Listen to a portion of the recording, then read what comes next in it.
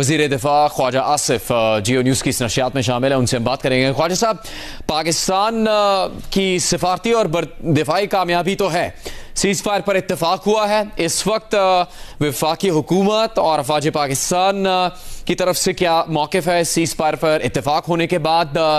क्या अमन का रास्ता यहाँ से निकल सकता है पाकिस्तान और इंडिया के दरमियान? देखिए, ये तो शुरुआत है। मैं जरा थोड़ा सा आपसे मैं पूछूंगा, कुछ अर्ली नहीं है इस किस्म की स्पेकुलेशन अगर मैं करनी शुरू कर दूं? जरा कोई बेट जो है जरा थोड़ी सी हाई नहीं हो जाएगी इस सारे प्रोसेस के ऊपर? लेकिन वक्त के गुजरने के साथ साथ हो सकता है कुछ रास्ते निकलें इस किस्म के। लेकिन मेरा ख्याल है कि इस वक्त जो है कोई थोड़ा पेश वक्त होगा इस किस्म की उम्मीदें जो है लगाने का इस सारे मसले के साथ। लेकिन क्योंकि ये इसमें ये जो भी एजेंडा या जो भी बातें इस वक्त सामने आ रही हैं उसमें ये जिन चीज़ों को भारत पर्टिकुलरली उठाता है, एक दहशतगर्दी का इल्ज़ाम जो है हम पे लगाता है, वो तो पर्टिकुलरली मेंशन नहीं है वो इसके ऊपर, जिस तरह बाकी भी इतना ज़्यादा नहीं है। एक ब्रॉड सी उन्होंने ब्रश से पेंट किया सारा कुछ। तो लेकिन जब गुफ्तगू स्टार्ट होगी तो हमारे लिए तो 2-3 मसले बहुत ज़रूरी हैं, जिसमें इस वक्त सरे फहरिस्त जो है वो IWT का होगा, पानी की जो उन्होंने थ्रेट हमें की हुई है वो भी होगा, कश्मीर होगा, टेररिज्म होगा। ये 3 मेजर इश्यूज हैं इस वक्त जो ज़ेरे बहस आ सकते हैं। और साहब, इस सारे सिनेरियो में ज़ाहिर है आप सीनियर पॉलिटिशियन हैं, फॉरेन मिनिस्टर हैं, डिफेंस मिनिस्टर, इसके अलावा इंडिया के साथ नवाज शरीफ साहब के आप करीबी दोस्त हैं, जो माजी में एंगेजमेंट हुई वो सब आपने देखी है। एक रवैये में तब्दीली सी और एक कम से कम एक एरोगेंस नजर आती थी, जैसे पाकिस्तान और भारत का कोई मुकाबला नहीं है। और मिलिटरीली तो उन्होंने ये कहना शुरू कर दिया था कि कन्वेंशनल वॉरफेयर में कोई मुकाबला नहीं है।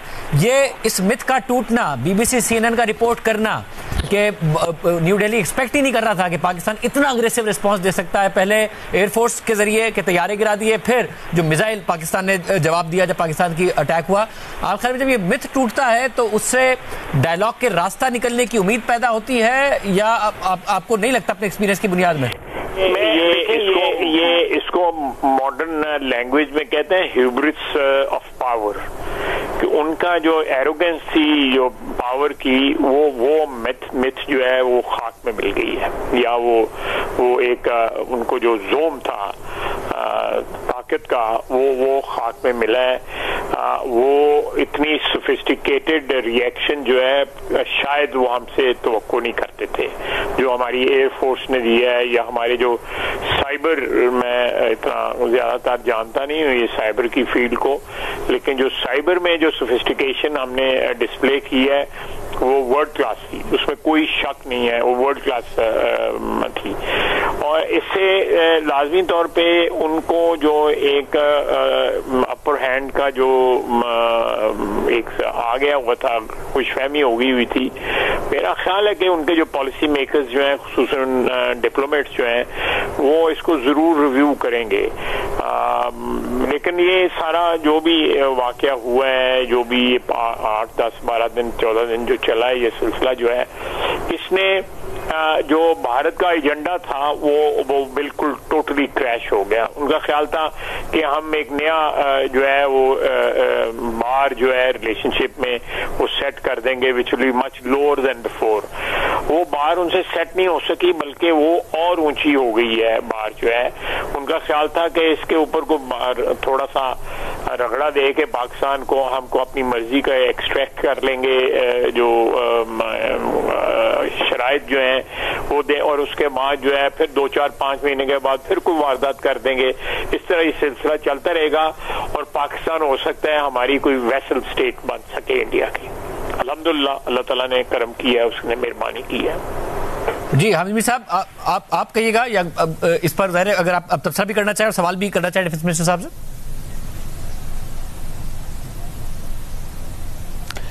जी, हामिद मीर साहब हमारे साथ नशियात में शामिल हैं। हम कोशिश करेंगे उनसे बाकायदा रब्ता कायम हो सके। ख्वाजा आसिफ साहब, हमारे पास जो खबर की तफसील मौजूद है और शाहिद साहब ने भी इससे मुतालिक तफसीली बात की है कि किस तरह अमरीका एक किरदार अदा कर रहा था, पाकिस्तान की हुकाम से रब्ता था, आपकी जो हुकूमत में शख्सियात हैं आप समेत वहाँ आला सतह का रब्ता था, भारत में रब्ता हो रहा था, फिर सऊदी अरब और तुर्क हुकाम भी इसमें शामिल थे। बिलाखिर सीज़ फायर पर इतफाक़ किया गया, लेकिन उसकी एक पस मंज़र है, उसकी एक पूरी कहानी बयान की गई है कि किस तरह पाकिस्तान ने दिफाई बर्तरी हासिल करते हुए जो जवाब दिया है भारत को, वो भी इसकी एक बहुत बड़ी वजह बना कि भारत को सीज़ फायर पर इतफाक़ करना पड़ा।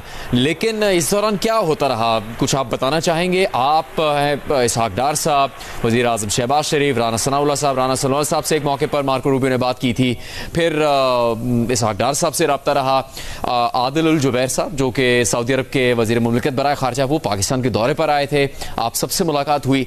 किस तरह से ये पेशरफ्त हो रही थी? चूँकि पाकिस्तान तो बहुत वाज़े तौर पर अपना मौक़िफ़ बता रहा था दुनिया को कि जारियत नहीं चाहता, जारियत की गई तो जवाब कर देगा। सिफारती सतह पर कई ममालिक पाकिस्तान की हिमायत कर रहे थे, पहले अमरीका, ईरान, सऊदी अरब, तुर्की कह रहे थे भारत को मुज़ाकरात करें, पाकिस्तान के साथ जंग ना करें। देखिए, एक चीज जो है बड़ी वाजे होके सामने आई है कि जिस तरह बाज़ ममालिक ने, 3-4 ममालिक ने बड़ा अपना वाजे टिल्ट जो है पाकिस्तान की तरफ जो है डेमोन्स्ट्रेट किया है, जिसमें तुर्की या अज़रबैजान और चाइना सरे फहरिस्त हैं। यूएई और सऊदी अरेबिया ने भी जो टिल्ट जो है अपना वो थोड़ा सा तवाज़ुन रखा है, लेकिन झुकाव उनका भी पाकिस्तान की तरफ था। हो सकता है उस झुकाव को डेमोन्स्ट्रेट नहीं कर रहे थे, लेकिन जो हमारे साथ उनके राब्ते हुए उससे साफ नजर आ रहा था कि वो they are sympathetic towards Pakistan. जिन जो है वो पे जो डिपेंड कर रहे थे जिन मालिक के ऊपर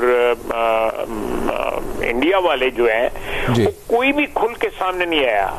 सब ने ये कहा है और उसकी मेन वजह है कि जो स्टोरी बिल्ड की मोदी ने, वो स्टोरी जो है सब्सटेंशिएट नहीं कर सका मोदी जो है।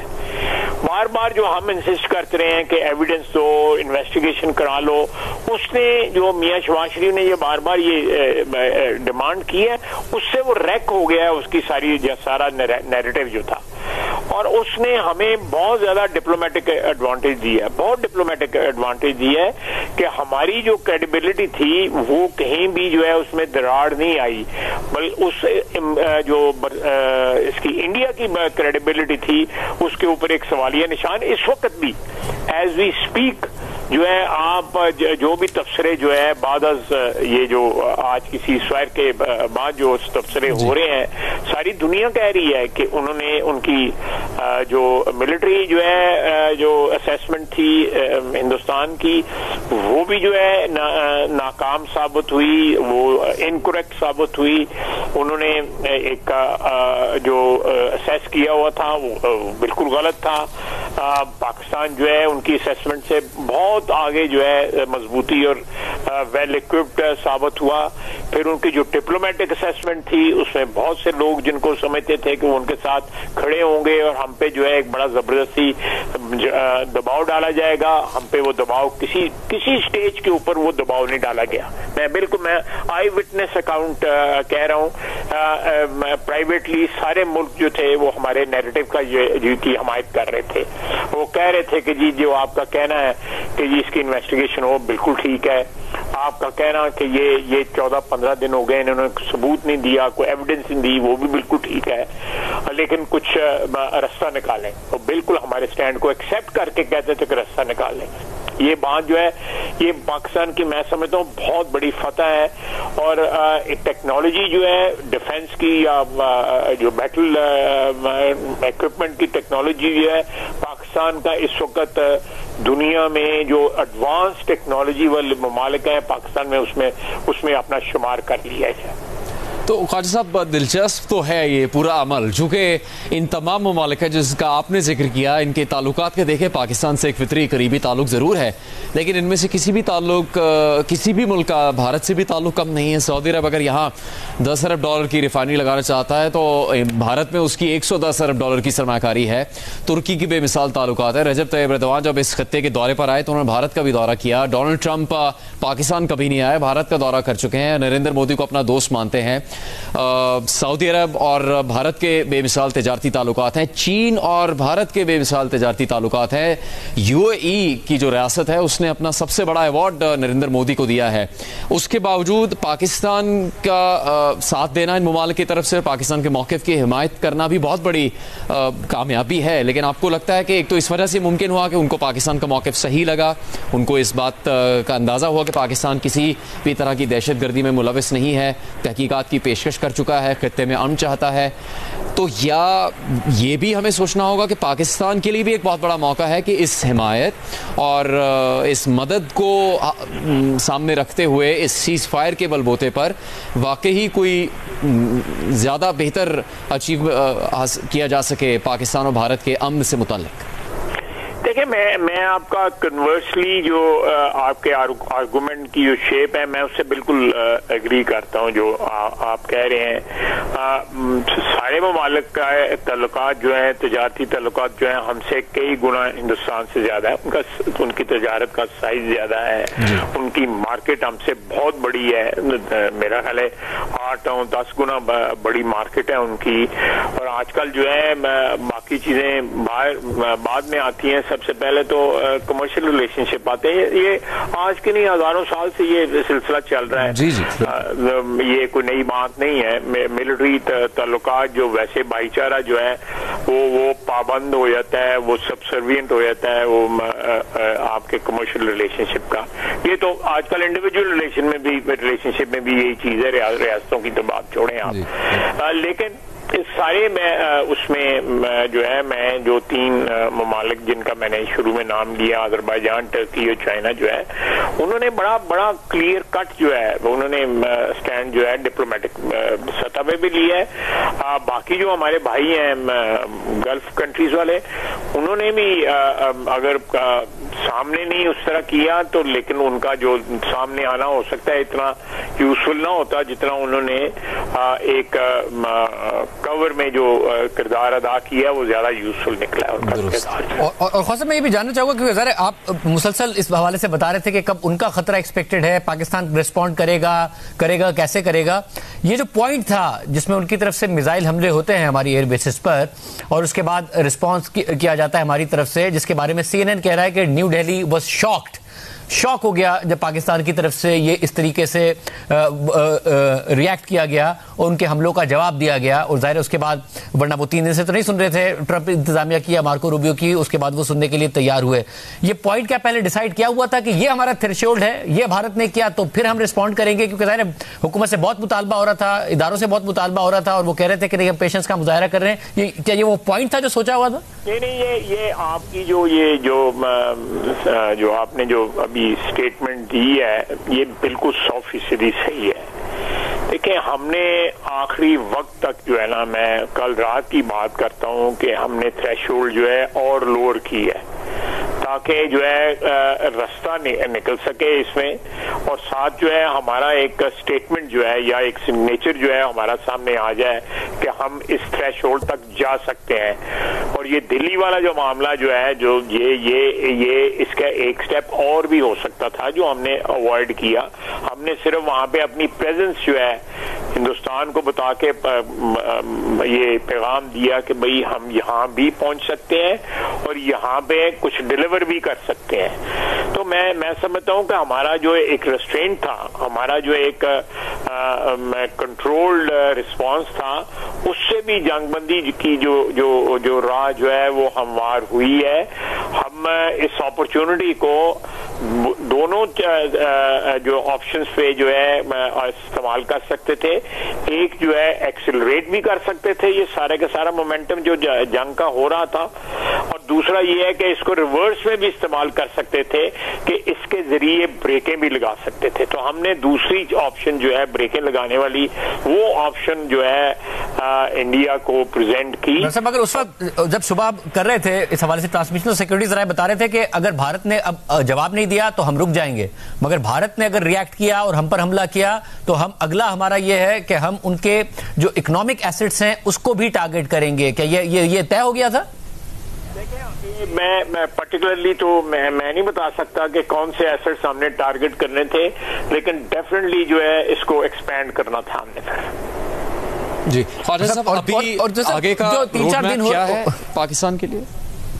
ये अब जो बातचीत चलेगी उससे कुछ रास्ते निकलेंगे, अल्लाह करे रास्ते निकलें, और ये इन सारे इश्यूज को भारत जो है वो अपने प्रोकियल और अपने जो पार्टी के मफादात के लिए इस्तेमाल ना करें, इस खित्ते के लिए इस्तेमाल करें, जिनमें हम 4-5 ममालिक और भी इस खित्ते में रहते हैं, सिर्फ भारत नहीं है। और अगर वो चाहते हैं कि बाकी सारे लोग जो हैं उनकी हेजमनी जो है वो एक्सेप्ट करें, जिस तरह बांग्लादेश में आज से 1 साल पहले जो है पिछले 15-20 साल से उनकी हेजमनी थी, और अल्टीमेटली वहाँ की अवाम ने, वतन अवाम ने जो है उस हेजमनी के जो है बुत तोड़ा और तमाम मामला अपने हाथ में ले लिए हुए हैं। इसी तरह किसी जो है वो और भी जो ममालिक जो हैं उन्होंने भी बहुत हद तक जो है ना इनके इन्फ्लुएंस को जो है ना वो शन किया है, उसको स्केल डाउन किया है इनके इन्फ्लुएंस को।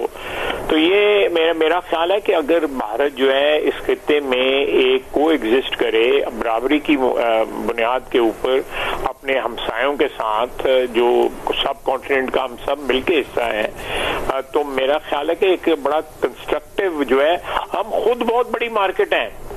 मैं शाहजेब, ये हम खुद देखें 2 बिलियन बंदों की हम मार्केट है। हम अगर आपस में अगर करें, ट्रेड ही करें, तो हमें बाहर की मार्केटों की इतनी लंबी चौड़ी जरूरत नहीं है। और साथ दूसरा 1.5 बिलियन की मार्केट चाइना भी बैठी हुई है। यानी इस सारे खित्ते में अगर आप सेंट्रल एशिया और गल्फ भी बीच में डालें तो half of the humanity lives in this area. जैसा ये बड़ी अहम बात है और बड़ी अहम अप्रोच है कि इकोनॉमी के हवाले से बात की जाए। बहुत शुक्रिया, वज़ीर दिफा ख्वाजा साहब हमारे साथ मौजूद थे।